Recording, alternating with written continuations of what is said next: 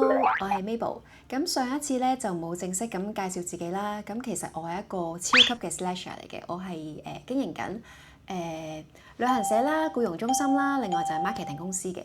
咁今次想分享啲乜嘢咧？就係我僱傭中心嘅客人咧，成日都問我嘅問題就係佢哋咧就想帶姐姐返大陸、中國國內旅行，究竟點樣可以搞到簽證咧？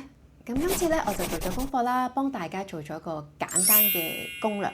咁就包括咗4大部分啦，就係第一個部分咧就係申請嘅條件啦，第二個部分咧就係需要啲乜嘢文件啦，第三個部分咧就係線上填表嘅時候咧注意事項，第四個部分咧就係線下申請嘅注意事項。跟住我一步一步行咧，就非常簡單，可以順利咁樣申請到個 visa 噶啦。如果有任何疑問咧，都歡迎留言俾我，咁我就會盡量咁解答大家。咁而家就開始啦。首先要 check 清楚姐姐究竟合唔合乎資格去申請呢個 S2 嘅內地簽證。第一，外傭佢嘅簽證咧唔可以少於2個月，即係話如果姐姐就嚟完約啦，或者喺續約期間咧就唔可以申請呢個簽證噶啦。第二，要幫而家嘅僱主工作超過3個月或以上，即係話申請嘅姐姐咧要等佢幫你工作咗3個月咧或以上咧，先至可以合乎資格申請。Step 2就係大家要準備以下嘅文件，留意翻啦。線上申請嘅時候咧，最好咧就將啲檔案咧變成做 PDF， 而線下申請咧就要出示正本。咁先講姐姐要準備啲乜嘢文件啦，就包括係佢嘅護照。護照咧嘅有效期係唔少於6個月啦，同埋最少有2頁嘅簽證頁嘅。第二咧就係證件相，要準備彩色白底嘅證件相，同埋咧唔可以露齒笑。香港嘅身份證正面同埋背面，香港嘅簽證，即係姐姐咧有一個A4 size 嘅簽證啦。另外咧喺入境嘅時候咧，入境處係俾咗一張咧細細嘅簽證 attach 咗喺 passport 度，咁2樣都需要準備嘅。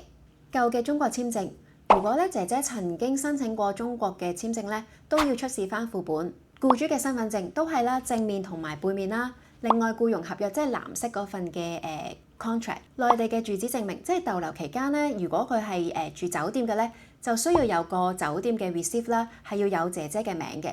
咁如果係僱主咧喺內地咧係有屋嘅話咧，咁就需要提供翻內地嘅房產證明。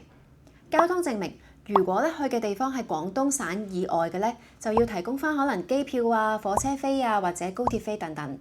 另外咧就要準備僱主嘅擔保信啦、傭工嘅確認信啦，同埋咧中國簽證邀請函。但係咧提大家個簽名咧就要係同翻你哋嘅僱傭合約係一致嘅。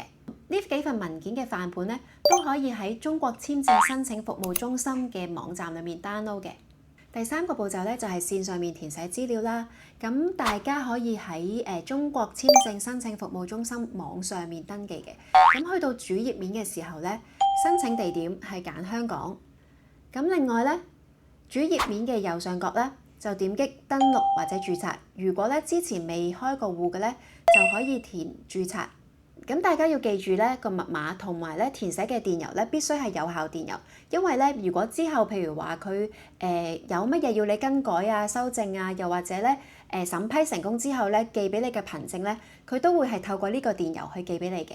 好啦，去到填寫申請嘅時候咧，我就會建議大家可以同姐姐一齊填，因為需要好多佢嘅資料嘅。咁包括咧姐姐本國身份證號碼、姐姐配偶、子女、父母嘅資料。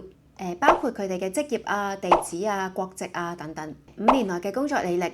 咁地址咧就填僱主嘅地址啦。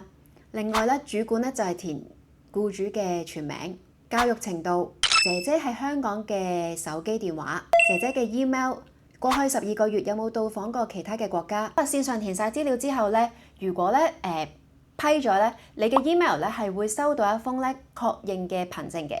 咁你將佢 print 出嚟啦，連同之前所講嘅文件嘅正本，就喺辦公時間啦，就係去辦理中心啦，就做一個線下嘅申請，唔需要特別預約，但有機會要排隊。我會建議咧，僱主就同埋姐姐一齊去啦，因為咧佢需要文件嘅正本就包括係你嘅身份證正本。如果你放心俾你嘅身份證姐姐咁大家就自行決定啦。咁最後咧就等大概4至5個工作天啦，就攞一個領取單咧去攞嗰個簽證就 OK 㗎啦。咁呢個嘅簽證咧就唔需要當事人去親身去攞嘅，可以代領嘅。講到呢度咧，基本上就搞掂晒個簽證㗎啦。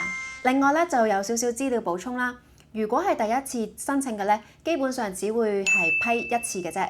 咁要去到第3次啦，咁佢先至可以簽到多次俾你嘅。咁大概係半年裡面每次停留唔超過15日。另外咧，簽證嘅價錢咧都可以喺網上面參考。佢哋咧接受港幣嘅現金啦、信用卡啦同埋銀聯嘅。至於幾時申請咧，大概其實佢需時係4至5個工作天啦。不過係要視乎實際嘅情況而定。